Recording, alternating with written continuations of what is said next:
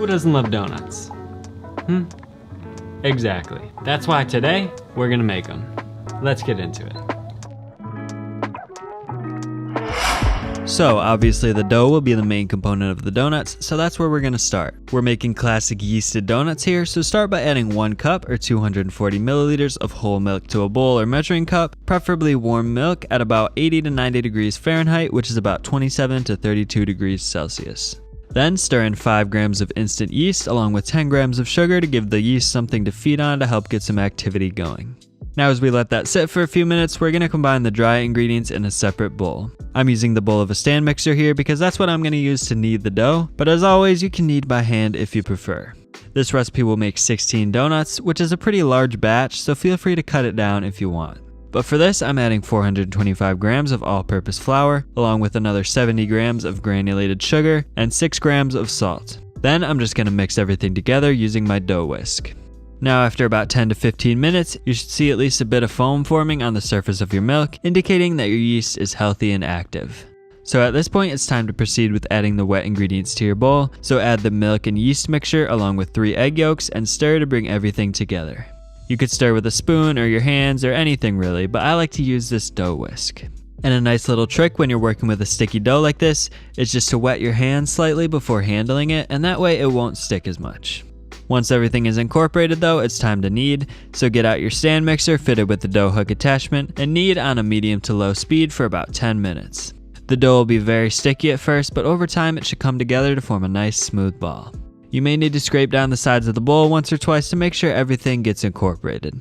It will still be somewhat tacky at the end, but that's fine for now because it'll get less sticky as it rises. So just transfer it to a lightly oiled container to allow it to rise for about an hour until just doubled in size. I like to use a clear rectangular container like this so I can see exactly when it's doubled. It's not crucial, but I also like to fold the edges over like so, rotating 90 degrees after each turn to develop a bit more tension in the dough. Then just finish it off with a little more oil on top to prevent it from sticking to the sides of the container and allow it to rise until just doubled in size. Like I said, this should take about an hour in a warm environment, but you can even let it rise in a colder environment like the fridge if you want it to rise slower. Doing it that way will also create some more flavor as the dough has more time to develop, so it's not a bad idea to let it rise at a low temp if you have enough time on your hands. It'll probably take closer to 3 or 4 hours that way. Now while you're waiting for that to rise, it's the perfect time to take a break, maybe make some coffee, and hit the like button on this video and subscribe if you haven't yet. Anyways, after about an hour at room temperature, the dough has just barely doubled in size, which is exactly what I'm looking for. So you'll just want to very lightly flour your work surface and carefully dump the dough out. For now, you'll want to leave the top of the dough unfloured, so you basically got one floured side, which is the bottom of the dough, and one unfloured side, which is the top. This will be useful for helping us to shape the dough, and you'll see why in a minute.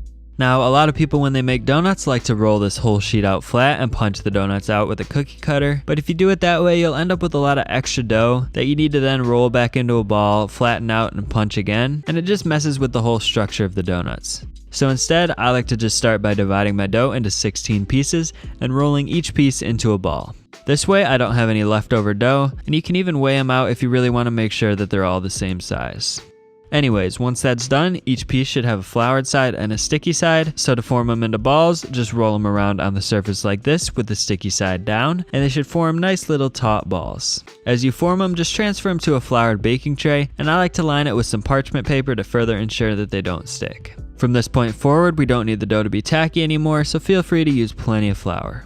So next we need to roll each ball out to a thickness of about 1/4 to 1/2 inch thick, which is about 1 centimeter. Just try to make them as circular as possible, which shouldn't be too hard if you've shaped the dough balls properly. Then place them back onto a floured baking tray, and if you want classic whole donuts, just take out a mini donut cutter or any small ring like this that you can find and punch a small hole in the middle of each one. Make sure to save the holes too because you can still fry them up to make donut holes. Now just cover the donuts with a floured dish towel or a bit of plastic wrap to allow them to rise one final time. This time we want them to get nice and airy, so it'll take anywhere from about 1 to 1.5 hours at room temperature, and once they look like this, they're ready. But before we get there, let's just make a couple of quick toppings. Today I'm going to make 3 types of donuts: glazed, cinnamon sugar, and frosted with sprinkles. And they're all pretty straightforward to make. For the cinnamon sugar topping, just combine 1/4 cup or 48 grams of sugar with 1 tablespoon of cinnamon and stir to combine.